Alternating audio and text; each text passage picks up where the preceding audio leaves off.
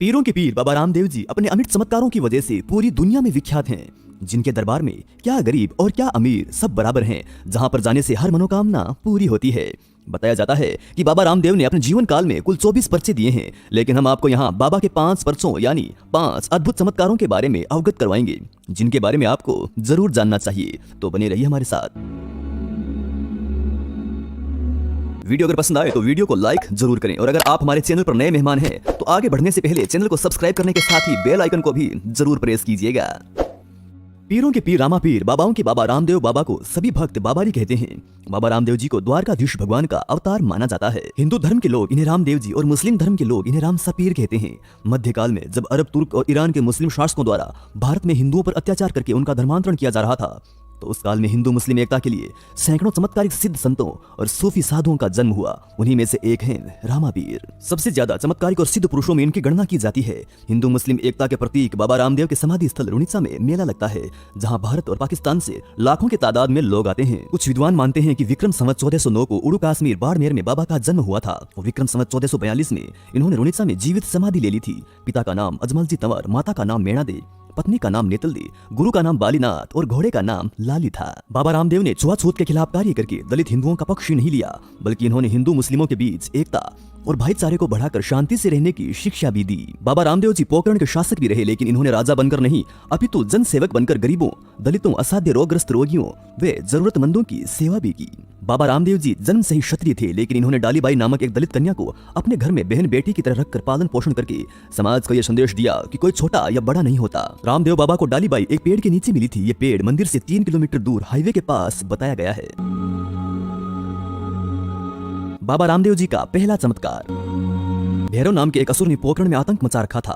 प्रसिद्ध इतिहासकार मोहनता नैन्सी के मारवाड़ परगनारी विगत नामक ग्रंथ में इस घटना का उल्लेख मिलता है। भैरव असुर का आतंक पोकरण क्षेत्र में 36 कोस तक फैला हुआ था। यह राक्षस मानव की गंध सूंघकर उसका वध कर देता था। यह असुर केवल बाबा के गुरु बालीनाथ जी के तप से ही डरता था, किंतु फिर भी इसने इस क्षेत्र को जीव रहित कर दिया था। अंत में बाबा रामदेव जी बालीनाथ जी के धूणे में गुदड़ी में छिपकर बैठ गए। जब भैरव राक्षस आया और उसने गुदड़ी खींची, तब अवतारी रामदेव जी को देखने के बाद वो अपनी पीठ दिखाकर भागने लगा और कैलाश टेकरी के पास गुफा में जा घुसा। वहीं रामदेव जी ने घोड़े पर बैठकर उसका वध कर दिया था। हालांकि कुछ लोग मानते हैं कि उसने हार मानकर आत्मसमर्पण कर दिया था। बाद में बाबा की आज्ञा अनुसार वो मारवाड़ छोड़कर चला गया था।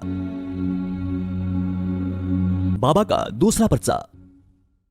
कहते हैं कि चमत्कार होने से लोग गांव-गांव से रुणिचा आने लगे थे।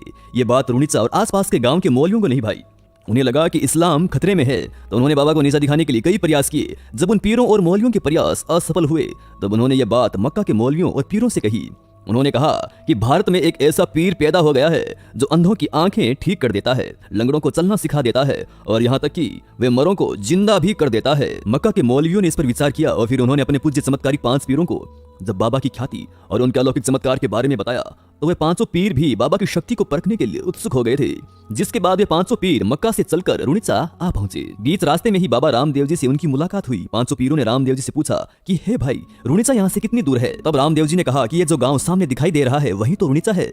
क्या मैं आपके रुणिचा आने का कारण पूछ सकता हूँ? तब उन 500 पीरों में से एक पीर बोला कि हमें यहाँ रामदेव जी से मिलना है, उनकी पीराई देखनी है। तब रामदेव जी बोले कि हे पीर जी, मैं ही रामदेव हूँ और आपके सामने खड़ा हूँ, कहिए मेरे योग्य क्या सेवा है? 500 पीर बाबा की बातें सुनने के बाद कुछ देर उनकी ओर देखते रहे, फिर हंसने लगे और सोचने लगे कि एक साधारण सा दिखाई देने वाला व्यक्ति कैसे एक पीर हो सकता है। रामदेव जी ने उनकी आवभगत की और अतिथि देवो भव की भावना से उन्हें भोजन के लिए आमंत्रित किया। बाबा के घर जब 500 पीरों के भोजन हेतु जाजम बिछाई गई, तकिए लगाए गए, पंखे लगाए गए और सेवा सत्कार के सभी सामान सजाए गए, तो भोजन पर बैठते ही एक पीर बोला कि अरे, हम तो अपने खाने के कटोरे मक्का ही भूल आए हैं। हम तो अपने कटोरों में ही खाना खाते हैं, दूसरे के कटोरों में नहीं। ये हमारा प्रण है। अब हम क्या कर सकते हैं? आप यदि मक्का से वे कटोरे मंगवा सकते हैं तो मंगवा दीजिए, वरना हम आपके यहाँ भोजन नहीं कर सकते। तब बाबा रामदेव जी ने उन्हें विनय पूर्वक कहा कि उनका भी प्रण है कि घर आए मेहमान को बिना भोजन कराए नहीं जाने देते। यदि आप अपने कटोरों में ही खाना चाहते हैं तो ऐसा ही होगा। इसके साथ ही बाबा ने अलौकिक चमत्कार दिखाया और जिस पीर का जो कटोरा था उसके सम्मुख रखा गया। बाबा जी के इस चमत्कार को देखने के बाद सारे पीर सकते में आ गए थे। जब पीरों ने 500 कटोरे मक्का वाले देखे तो उन्हें अचंबा हुआ और मन में सोचने लगे कि मक्का कितना दूर है। ये कटोरे तो हम मक्का में छोड़ गए थे, ये कटोरे यहाँ कैसे आ गए? तब उन पीरों ने कहा कि आप तो पीरों के पीर हैं। 500 पीरों ने कहा कि आज से आपको ये दुनिया रामा पीर के नाम से पूजेगी। इस तरह से पीरों ने भोजन किया और रामदेव जी को पीर की पदवी मिली और रामदेव जी रामा पीर कहलाए। बाबा रामदेव जी का तीसरा चमत्कार। एक बार रानी नेतलदे ने रंग महल में रामदेव जी से पूछा कि हे प्रभु, आप तो सिद्ध पुरुष हैं, बताइए मेरे गर्भ में क्या है, पुत्र है या पुत्री है। इस पर रामदेव जी ने कहा कि तुम्हारे गर्भ में पुत्र है और उसका नाम सादा रखना है। रानी का संशय दूर करने के लिए रामदेव जी ने अपने पुत्र को आवाज दी। इस पर अपनी माता के गर्भ से ही वह पुत्र बोल उठा। इस तरह उस शिशु ने अपने पिता के वचनों को सिद्ध कर दिया। साद अर्थात आवाज के अर्थ से उनका नाम सादा रखा गया। रामदेवरा से 25 किलोमीटर दूर ही उनके नाम से सादा गांव बसा हुआ है। बाबा रामदेव जी का चौथा चमत्कार। कहते हैं कि मेवाड़ के एक गांव में दल्लाजी नाम का एक महाजन रहा करता था। धन संपत्ति तो उसके पास खूब थी, लेकिन उसकी कोई संतान नहीं थी। किसी साधु के कहने पर वह रामदेव जी की पूजा करने लगा। उसने अपनी मनोती बोली कि यदि मुझे पुत्र की प्राप्ति हो जाएगी तो सामर्थ्य अनुसार एक मंदिर बनवाऊंगा। इस मनोती के 9 महीने पश्चात उसकी पत्नी के गर्भ से पुत्र का जन्म हुआ। वो बालक जब 5 वर्ष का हो गया तो सेठ और सेठानी उसे साथ में लेकर कुछ धन संपत्ति लेकर रुणिचा के लिए रवाना हो गए। मार्ग में एक लुटेरा भी उनके साथ यह कहकर हो गया कि वह भी रुणिचा दर्शन के लिए जा रहा है। थोड़ी देर चलते ही रात हो गई और अवसर पाते ही लुटेरे ने अपना वास्तविक स्वरूप प्रकट किया।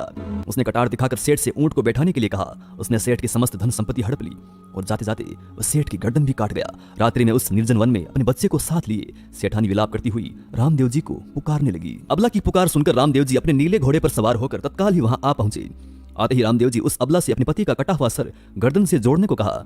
सेठानी ने जब ऐसा किया तो सर जुड़ गया और दल्ला जी जीवित हो गया। बाबा का ये चमत्कार देखने के बाद दोनों सेठ सेठानी बाबा के चरणों में गिर पड़े।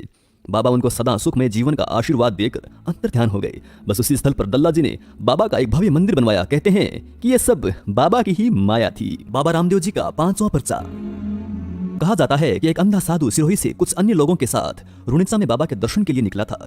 सभी पैदल चलकर रुणिचा आ रहे थे। रास्ते में थक जाने की वजह से अंधे साधु के साथ सभी लोग एक गांव में पहुंचकर रात्रि विश्राम करने के लिए रुक गए। लेकिन आधी रात को नींद से उठकर सभी लोग अंधे साधु को वहीं छोड़कर चले गए। जब अंधा साधु जागा तो उसे वहां पर कोई नहीं मिला और इधर उधर भटकने के पश्चात वो एक खेजड़ी के पास बैठकर रोने लगा। उससे अपने अंधेपन पर इतना दुख हुआ जितना उससे कभी नहीं हुआ था। रामदेव जी अपने भक्त के दुख से द्रवीभूत हो उठे और वे तुरंत ही उसके पास पहुंचे। उन्होंने उसके सिर पे हाथ रखकर उसके नेत्र खोल दिए और उसे दर्शन दिए। उस दिन के बाद वो साधु वहीं रहने लगा। उस खेजड़ी के पास रामदेव जी के चरण पगली स्थापित करके उनकी पूजा किया करता था। कहा जाता है कि वहीं पर ही उस साधु ने समाधि ले ली थी। बाबा रामदेव जी का समाधि स्थल। रुणिचा में बाबा ने जिस स्थान पर समाधि ली थी उस स्थान पर बीकानेर के राजा गंगा सिंह जी ने भव्य मंदिर का निर्माण करवाया। इस मंदिर में बाबा की समाधि के अलावा इनके परिवार वालों की समाधियां भी स्थित हैं। मंदिर परिसर में बाबा की मुंह बोली बहन डालीबाई की समाधि, डालीबाई का कंगन एवं राम झरोखा भी मौजूद है। बाबा ने यहाँ जिंदा ही समाधि ले ली थी। संवत 1442 को रामदेव जी ने अपने हाथ से श्रीफल लेकर सब बड़े बूढ़ों को प्रणाम किया तथा सबने पत्र पुष्प चढ़ाकर रामदेव जी का हार्दिक तन मन व श्रद्धा से अंतिम पूजन किया। बाबा रामदेव जी ने समाधि में खड़े होकर सबके प्रति अपना अंतिम उपदेश देते हुए कहा कि प्रतिमाह के शुक्ल पक्ष की दूज को पूजा पाठ, भजन कीर्तन करके पर्वोत्सव मनाना, रात्रि जागरण करना, प्रतिवर्ष मेरे जन्मोत्सव के उपलक्ष्य में तथा अंतर्ध्यान समाधि होने की स्मृति में मेरे समाधि स्थल पर मेला लगेगा। मेरे समाधि पूजन में भ्रांति व भेदभाव मत रखना। मैं सदैव अपने भक्तों के साथ रहूंगा। इस प्रकार श्री रामदेव जी महाराज ने समाधि ले ली थी। जय हो द्वारकाधीश की, जय हो बाबा रामदेव जी महाराज की।